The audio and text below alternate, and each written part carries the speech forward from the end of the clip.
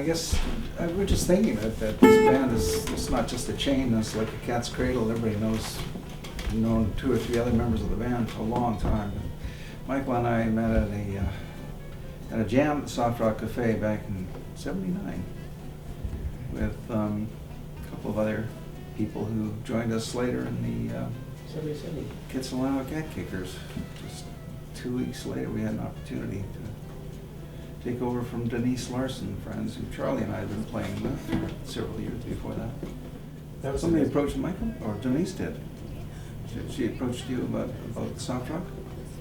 No, either you did or Michael Hayden did, because she was sick. She couldn't make the gig. I guess I did. It was a last minute kind of thing. I guess You I rounded did. up That's right. anybody that you thought might be able to crowd the stage that night and put together a gig. Yeah, well, 2 weeks before we jammed the first time, it sounded pretty good to me, so. That was a notorious hippie hangout, wasn't it? Oh, yeah. Yeah. Hippie Central. And I was solo a cappella in this big arena, and then you guys got up with a full band, the Wheat and Barley, and I was new to Vancouver and I didn't have a band, so. And apparently Janet, who was doing some shows with you guys, had moved to Toronto, and I'd moved from that area, and Richard Bell had just done her CD when he was doing my CD, so we had that connection. And then I needed, well, I was actually I was looking to do some Celtic stuff, because I always wanted to do that. And you're like, well, we have a gypsy swing band, and we need a vocalist, why don't you come and check it out? That band over there. Yeah. My first guitar teacher introduced me to Django Reinhardt when I was about 13 or 14 years old, played me some 78s, and I bought a couple of vinyl albums of Django music and never quite figured out how to play it. I had a couple of tunes scored out, but went and took some classes from Michael, bought the guitar. Michael invited me to fill in when Steve was not available in the band, and it just sort of went from there. And we were 6. Yes. That was my first gig with the Right. Hive. Well, I remember playing one night, we played the Railway Club during a hockey game, which the band outnumbered the audience. And you played with us. Yeah. I remember that. Yeah, never do And a gig Tom- on a hockey yeah, night. Never did a gig on a hockey night.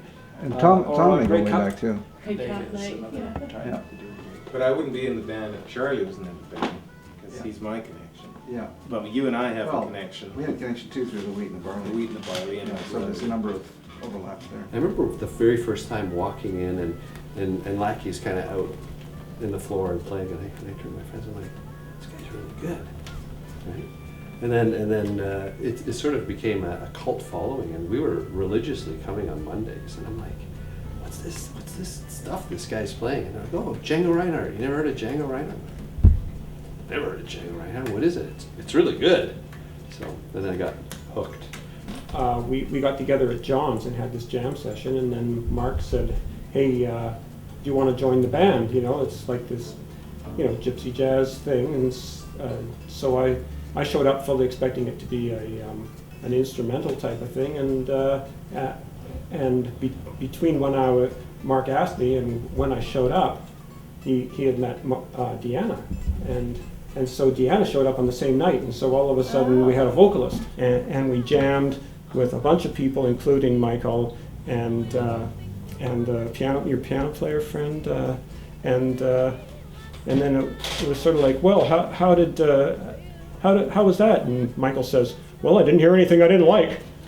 So that was as good as a blessing, and so I've been playing with them ever since. I have a